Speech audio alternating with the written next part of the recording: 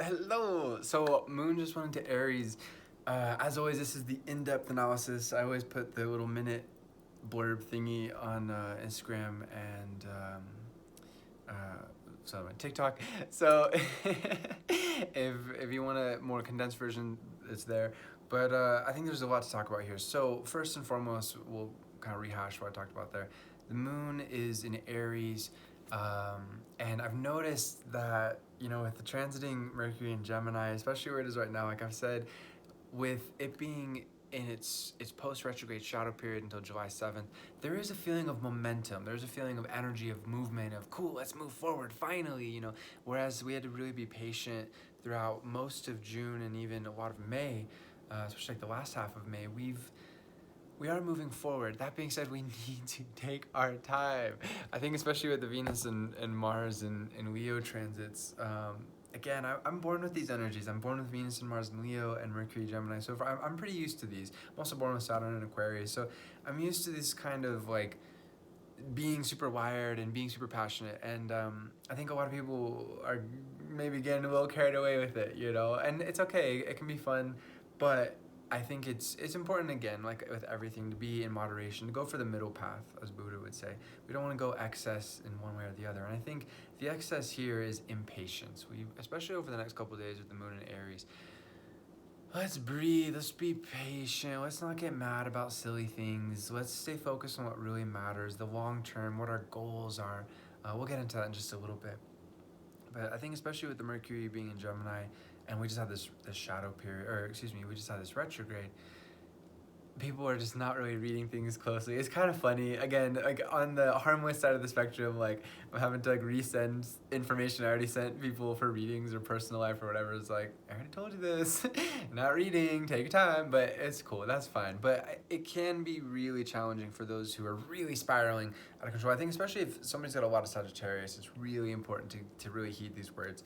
Because with the Venus and the Mars in Leo, in addition to the Mercury Gemini and then the transiting moon in Aries, there's going to be a grand trine of fire over the next couple of days, which can be lovely and wonderful and positive and fun. But as per what we were talking about, it can get really agitated and impatient, and I could see like car accidents happening or just losing focus, just accidents, stuff that if you really want to avoid delays, be patient. Don't rush. Make sure that you're taking your time, and again, you're breathing through each moment. You're focused on the present. For all of us, this is really wise to keep in mind, but especially for those, I think, who have a lot of fire energy and Sagittarius in particular. The next couple of days, you don't want to burn out. Crashing is a great way to stop your forward momentum. And sometimes a little bit of patience goes a really long way in making sure that you navigate stuff very carefully and clearly.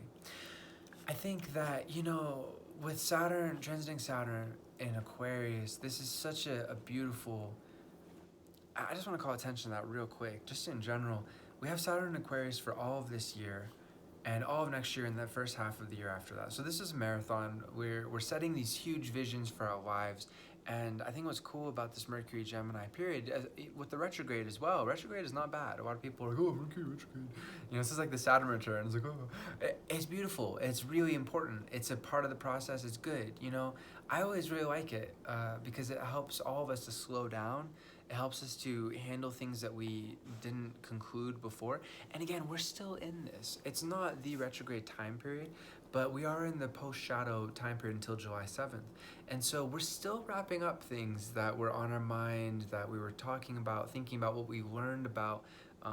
Again, it's more about the past, but we need to look at the past to be able to understand the future. So all of this is about being able to move forward ultimately. But again, we're still in the wrapping up time period from even like about mid-May or so, about a month and a half ago. So we want to take our time. And I think what's so important is the Saturn in Aquarius energy is trine Mercury in Gemini. And again, I have this natally too. And it's really lovely to be able to focus on long-term visions and goals and ideals, and to be able to make them into manifest reality in our minds and verbally as well, and to help spread these ideas and information and ideals of how to treat ourselves as human beings, how to treat other people as human beings. This is a great gift. And again, this is a marathon.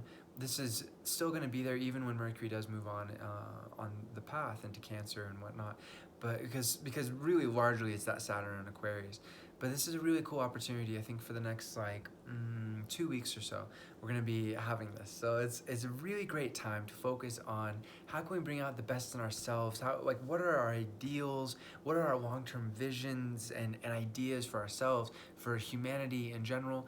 Again, this is more about the mental process rather than the physical.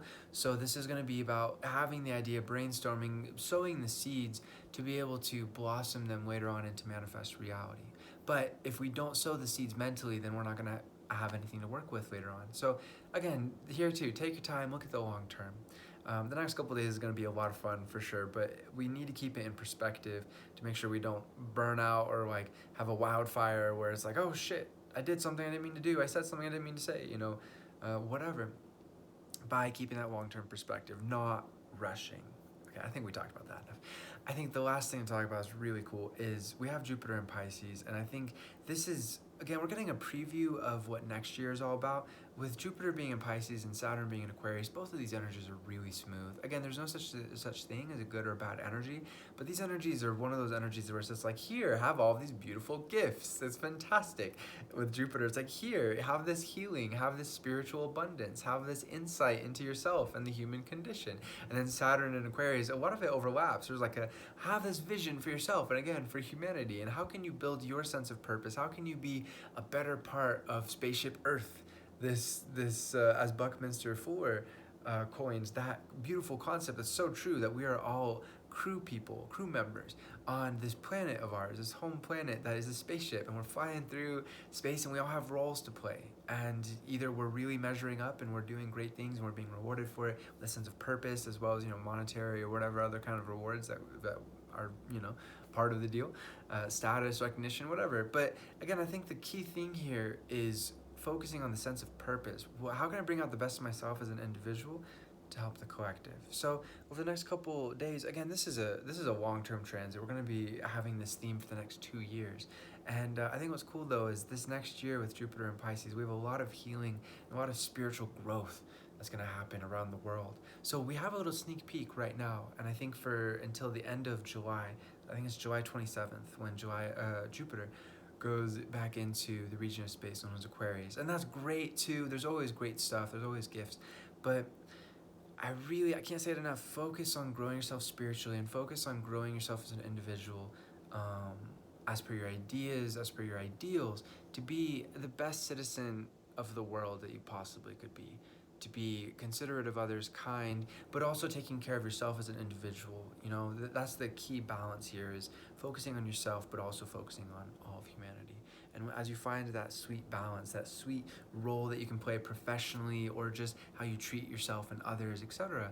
But I think a lot of this has to do with profession, because Saturn is all about duty and responsibility. But again, it has to do with ideals just as much, of how, again, we treat ourselves and other people in person, on social media, etc. Focus on that. What ideas can you bring to the table? How can you, and it's not about necessarily the grandest ideas, every single bit helps, and it's important. And again, it's not even just about ideas, it's about how we treat ourselves and others too. So learn everything you can about yourself, learn everything you can about others, the world, psychology. This Saturn and Aquarius is helping so much with that, and it's a wonderful thing for ourselves as individuals and for us as a collective. So much growth and so much good stuff is coming, and is even here now. So focus on what you can control, your own life, Not so much your life, we can't really control it, but we can guide it effectively, like I always like to say. That's a whole other topic. But we can control our ideas, our actions. We can control what we seek to, what we choose. That's the only thing we can really control, actually. It's what we choose. So choose well. And know that it really does matter for not only your life, but those around you. And by extension, all of us here on Spaceship Earth.